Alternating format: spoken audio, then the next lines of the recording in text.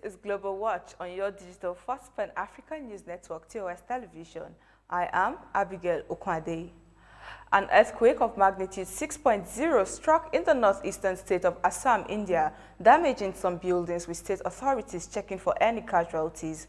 According to the United States Geological Survey, the earthquake hit a depth of 34 kilometers with its epicenter near Kajuli town, 140 kilometers north of Guwahati, Assam's main city.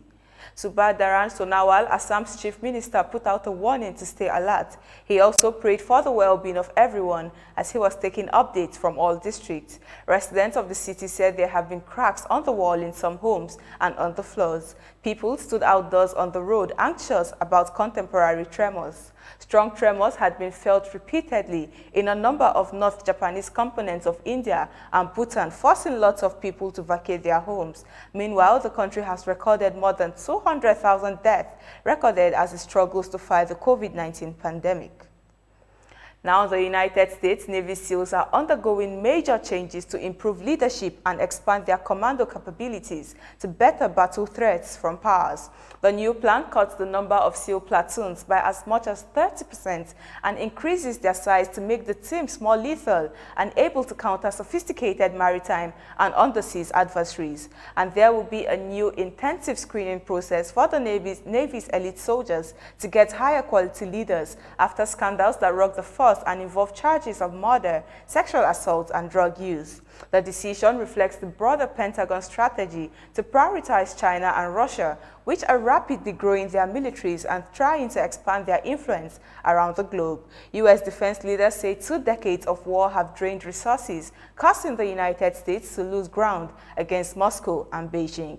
Still in the United States, White House on Tuesday announced that President Joe Biden will choose a sheriff from Texas and critic of the Trump administration's deportation regulations to lead immigration and customs enforcement. Ed Gonzalez served in the city's police department as a former member of the Houston City Council for 18 years. He was elected sheriff of Harris County, Texas, which includes Houston, in 2016. Gonzalez will take over an agency that has not had a permanent leader for 4 years. The Trump administration cycled through 6 leaders since 2017 and none were ever chosen by the Senate.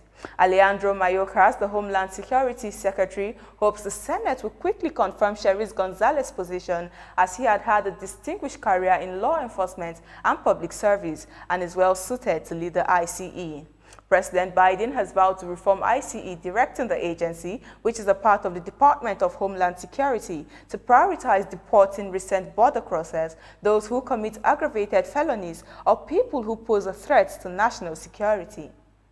Russia's foreign ministry has announced the expulsion of 7 diplomats from Slovakia and 3 Baltic states. This is a continuation of the diplomatic war that was triggered by Czech allegations that Russian spies were a part of a deadly arms depot explosion in 2014. In a statement released by the ministry, the ambassadors of the 4 European nations have been informed that 3 officials at the Slovak embassy in Moscow, 2 officials at the Lithuanian embassy, and 1 official of each from the embassies of Latvia and Estonia have been asked to leave Russia before the 5th of May for their standing with the Czech Republic. Earlier this month, the Czech Republic expelled several Russian diplomats over the accusations, and this prompted retaliation from Moscow. Lithuania, Latvia, and Estonia said they were expelling Russian diplomats in solidarity with the Czech last month, while Slovakia also told Russia 3 diplomats must be expelled from the embassy in Bratislava over the allegations.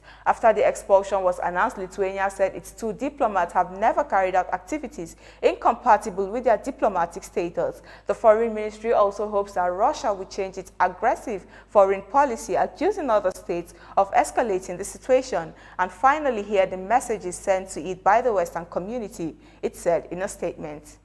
You are watching Global Watch. More stories coming your way after the break. Do stay tuned.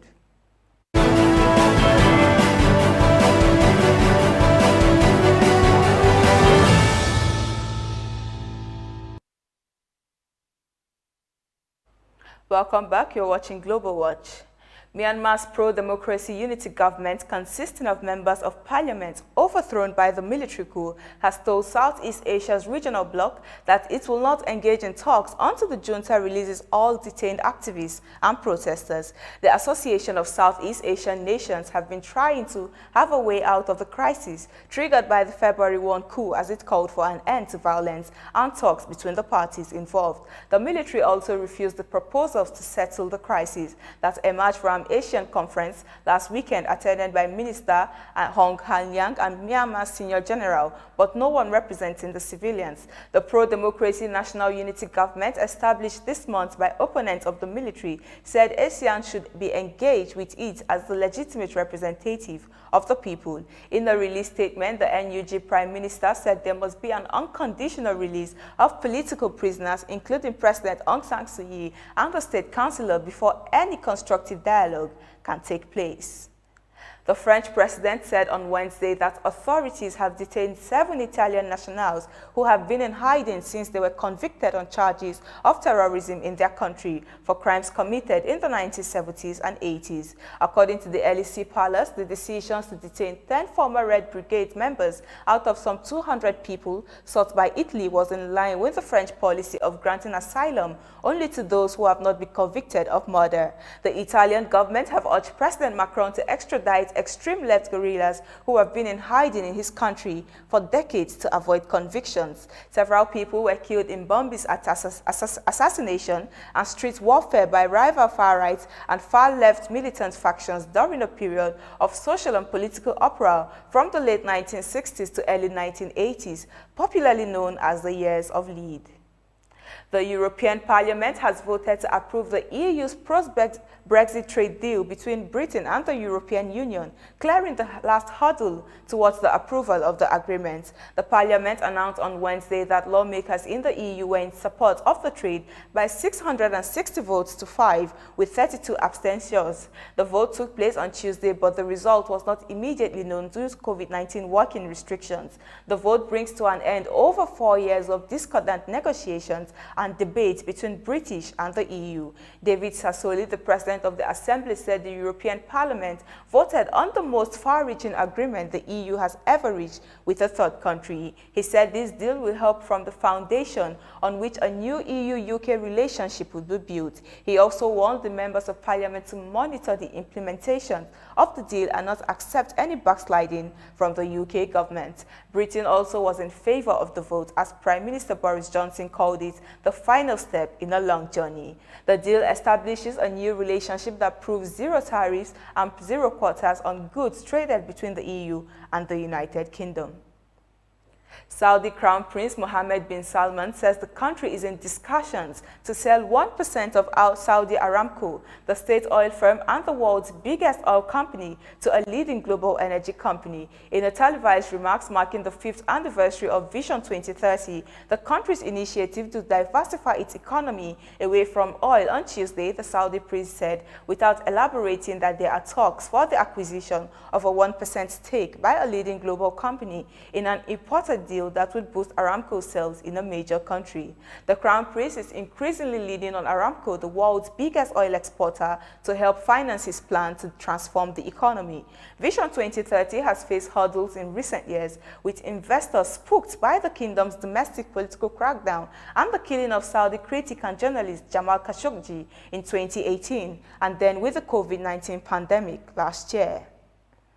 And that is it on Global Watch for today. For more updates, to visit our website at www.tostvnetwork.com. Do follow and like our social media handles on Facebook, Twitter, and Instagram. And remember to subscribe on YouTube. I am Abigail Okwande. Remain safe and thanks for watching.